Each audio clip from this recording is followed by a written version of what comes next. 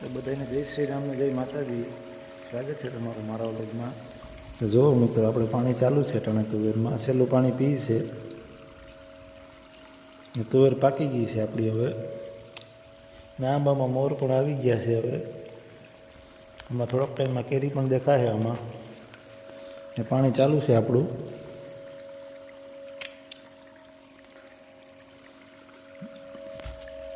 અને નવા આપણી ચેનલમાં હોય તો સબસ્ક્રાઈબ કરતા રહીજો, સપોર્ટ આપતા રહીજો બીજાને, તો જ આગળ વધે આમાં બધા.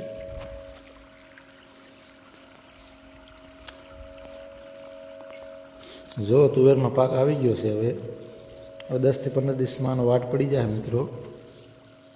10 થી 15 દિવસનો ટાઈમ લાગશે આમાં, પછી તુવેરમાં વાટ પડી જાય. જો આવો કલર આખો બદલાઈ ગયો છે ને હેઠેનો હજી માલ કાચો છે આમાં, બાકી બીજું બધું બાકી ગયો છે. તો ચાલો આજનો વ્લોગ પૂરો થાય. જય શ્રી રામ.